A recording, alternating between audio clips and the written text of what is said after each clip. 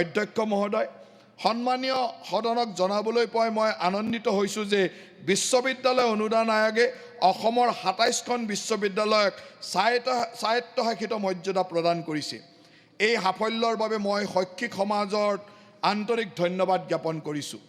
এই স্বায়ত্তশাসিত মহাবিদ্যালয়ক সহায় কৰিবলৈ আমি ২ কোটি টকাকৈ দুটা সমান কিস্তিৰ ধন আগবঢ়োৱাৰ সিদ্ধান্ত গ্ৰহণ কৰা হৈছে।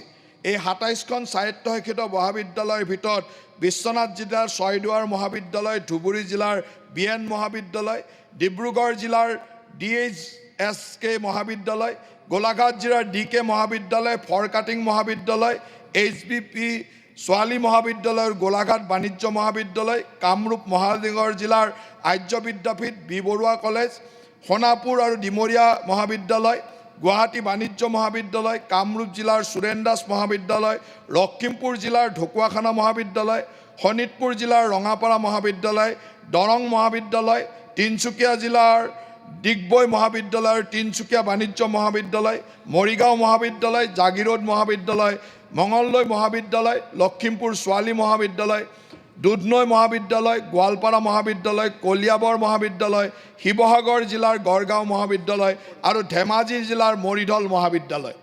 অধ্যক্ষ মহোদয়, প্ৰাথমিক বিদ্যালয়, উচ্চ প্ৰাথমিক বিদ্যালয়, উচ্চ মাধ্যমিক বিদ্যালয় আৰু উচ্চতৰ মাধ্যমিক বিদ্যালয় আৰু ডিগ্ৰী মহাবিদ্যালয়সমূহক ১৫,০০০তকৈ অধিক শিক্ষকে গুৰুদক্ষিণা আঁচনিৰ অধীনত আবেদন দাখিল কৰিছে। শিক্ষা বিভাগে পৰীক্ষা কৰি আৰ্থিক সহায়ৰ পৰিমাণ নিৰ্ধাৰণ কৰিব আৰু ইয়াৰ বাবে প্ৰয়োজনীয় পুঁজি উপলব্ধ কৰা হ'ব। ভেঞ্চাৰ শিক্ষানুষ্ঠানসমূহকো প্ৰাদেশিকৰণৰ অধীনত প্ৰায় ৮,০০০খন আবেদন লাভ কৰা হৈছে। আমাৰ চৰকাৰে যোগ্য ভেঞ্চাৰ মহাবিদ্যালয়সমূহৰ প্ৰাদেশিকৰণ প্ৰক্ৰিয়া অব্যাহত ৰাখিব। আমাৰ চৰকাৰে ২০২৫ চনত সংশোধিত অসম শিক্ষকৰ সেৱাৰ প্ৰাদেশিকৰণ আৰু শৈক্ষিক প্ৰতিষ্ঠানৰ পুনৰ্গঠন আইনৰ অধীনত শিক্ষকৰ সেৱাৰ প্ৰাদেশিকৰণৰ বাবে ভিত্তি তাৰিখৰ সংশোধনী আনিব, যাতে শিক্ষক টিউটৰসকলে যোগ্যতাৰ পৰিসৰ সম্প্ৰসাৰিত হয়।